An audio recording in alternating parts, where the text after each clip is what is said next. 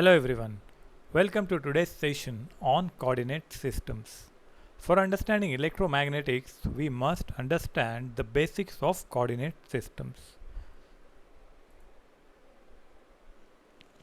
So there are various types of coordinate systems, but we are concerned with three main coordinate systems which we need to understand the various parameters of electromagnetics. Why do we need that? In the introduction class we have discussed that electromagnetic is combination of two words. One is related to electric field, another one is related to magnetic field. Electric field terms are capital E and capital D, whereas capital E stands for electric field intensity or electric field strength, and capital D stands for electric flux density. Similarly, magnetic field terms are related with capital H and capital B. Capital H stands for magnetic field intensity or magnetic field strength, and capital B stands for magnetic flux density. So these fantastic four alphabets are nothing but part of study of electromagnetics. All the Maxwell's equations which will come across the study of this subject are related with these four alphabets only, and these four alphabets are vector. Where do they work? They work in space. These are the vectors who work in the space. So we have to understand the space parameters. So what may be the shape of space? What may be the possible way where electromagnetic wave may work? If we get such questions, then we will get answers in terms of three coordinate systems. One will be Cartesian or rectangular coordinate system. Second one is cylindrical coordinate system, and third one is spherical coordinate system. So we require these three coordinate systems. So in this first part of this sessional video, we will discuss about Cartesian or rectangular coordinate system. Before that, one more time we will discuss why to understand this subject using 3 dimension or 3D. Now here if you observe, we have two diagrams. One is at left side, it is a front view. So if an object have front view which is looking like this, we cannot get a complete clear idea how exactly its shape is. But if we get a better 3D view, we can understand that what is the exact shape of this particular image. Probably it is actually looking like this. There is a cylinder, inside that there are two different cylinders, and one outermost cylinder is empty. But while looking at front view, we will not be able to get the clear idea about how exactly this shape is looking like. So if we use three-dimensional images, then we can understand the concepts in more proper way. Now while talking about the Cartesian coordinate system, you have to always imagine a classroom. I am sure you must be missing the classrooms in lockdown, but while we are in classroom, we also miss the outside world. Here, if we consider the classroom example, it is a rectangular shape. It is a normal classroom where students sit and take classes. So you have to imagine it as a rectangular box where three axes are important to locate position of each and every person sitting in the classroom. So these three axes are x-axis, y-axis and z or z-axis. All of them meet at one single point. We call it as origin. So you have to imagine Cartesian coordinate system as you are in a classroom. For simplicity, we will consider that x-axis is coming towards you. Z-axis is vertical z-axis. X and y, these are two horizontal axes. They are interchangeable. But for simplicity, we are considering that x-axis is coming towards us and y-axis is the line below this green board. Now why we are discussing about this coordinate system? So exactly what we have to do, we have to find out location of given point P in space. So in general, if we consider Cartesian coordinate system, then we are saying we have to find out the location of any given point with respect to the x, y and z axis. That means this is my point P. It will be defined by x, y, z. That means it will have some distance from x-axis, some distance from y-axis and some height on z-axis. Without these three distances, we will not be able to find out the exact location of this point P. So we require these three values to recognize the position of any given point P. So let us explore it in more detail. What is our practical usage? Suppose this is your classroom and on every chair different person is sitting and every person will have a fixed location in Cartesian coordinate system. For example, this is our classroom and imagine yourself sitting in classroom at your particular place. So someone is there, suppose some of your friend X is sitting on this particular chair and someone is sitting on this particular chair. So both of you will have different location in space. What we are concerned here? We are concerned here about the electromagnetic parameters. Suppose there is one antenna and mobile phone. We have to find out the signal. How much better signal is there in your mobile phone? And every place there will be different strength of mobile signal. So that is suppose our point P and there is communication between antenna and mobile phone. So what is traveling between them? Electromagnetic wave. There are two components, electric field and magnetic field. How we say that mobile is having good strength? If you have better signal, you say that okay, now my network is good or I am getting good strength of signal. That is nothing but you have better values of electric field intensity and magnetic field intensity. So this is your point P in this case. So rather than considering the example of mobile phone, we consider example of some particular point P which is available in space and it will have some different value of electric field and magnetic field intensity in that particular place. It depends according to the distance from the source. There are other parameters also which we have to consider that we will discuss. Now, so again we will discuss about our position. So how we find out a location of point P in Cartesian coordinate system. We require distance from x-axis which is coming towards you, distance from y-axis and height. So by using 3 we can calculate the values.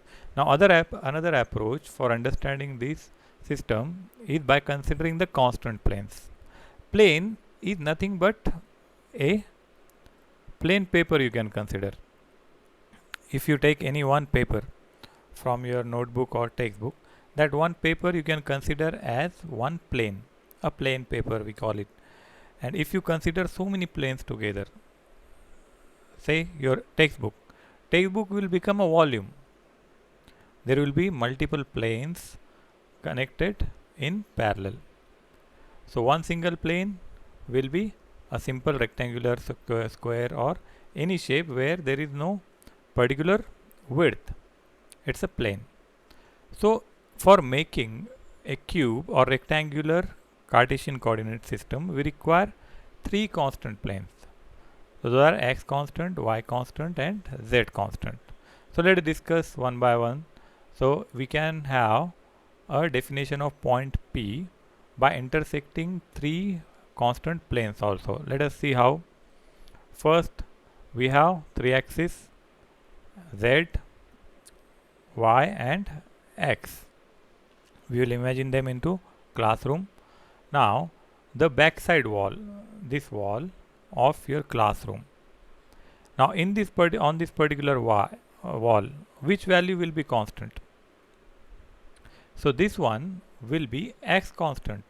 For example, this is origin where x, y and z, all of them are 0.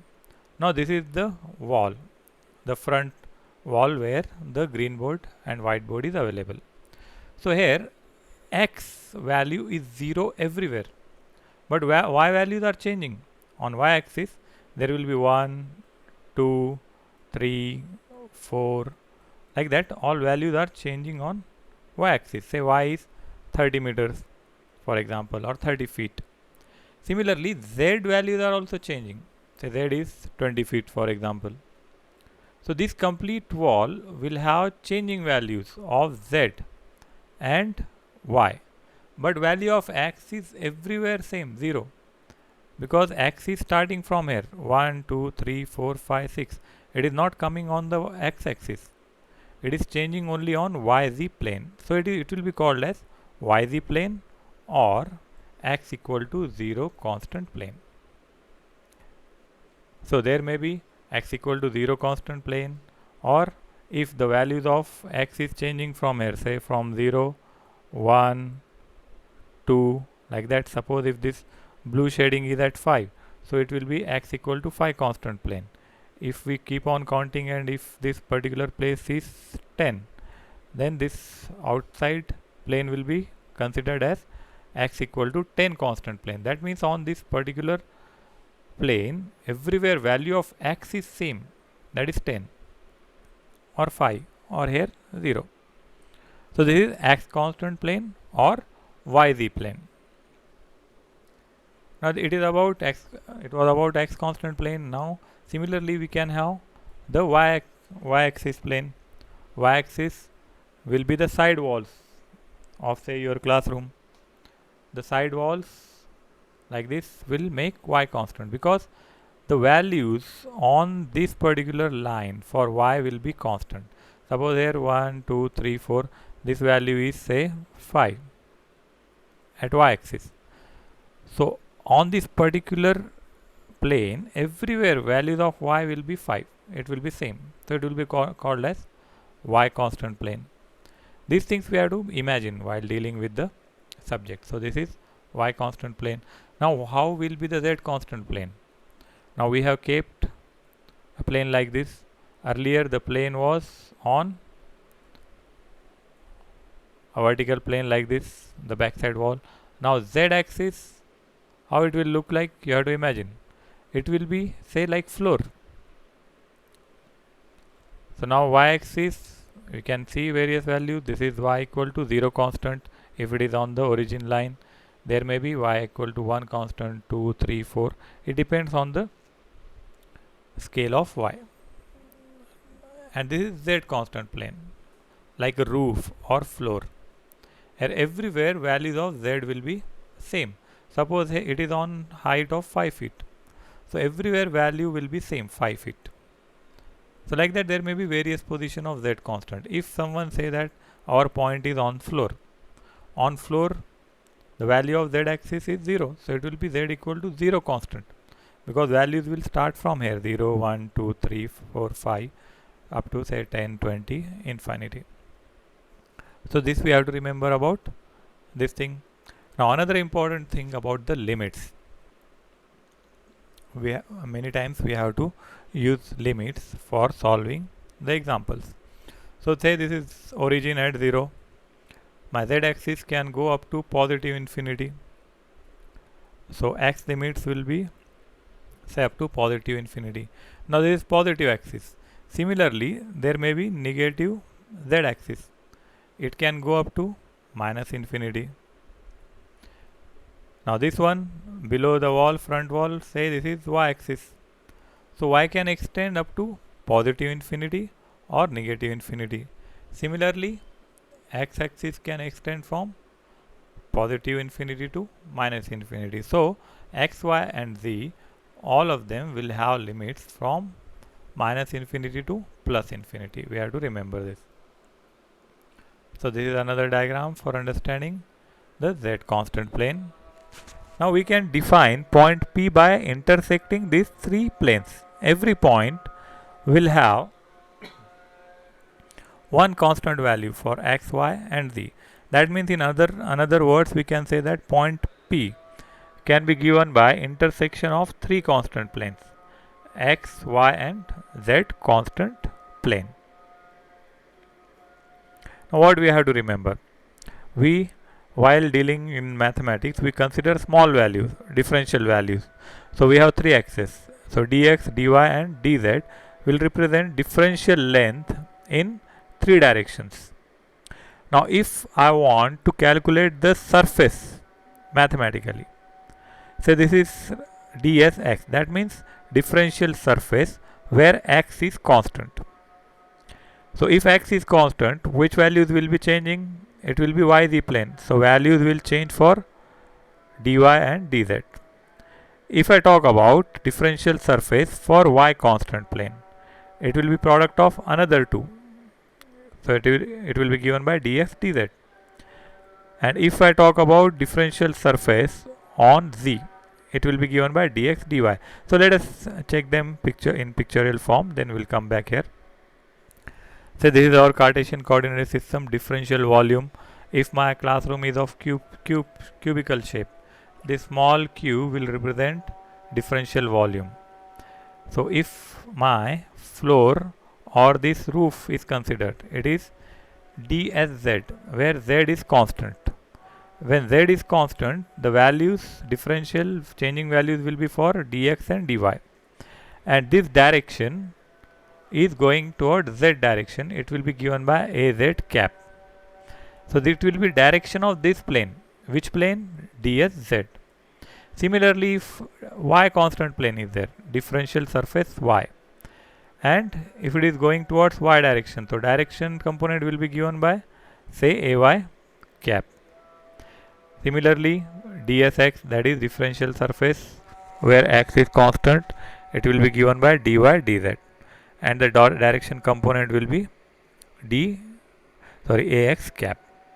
Now these are the differential surfaces, planes. Plane and differential surface are same.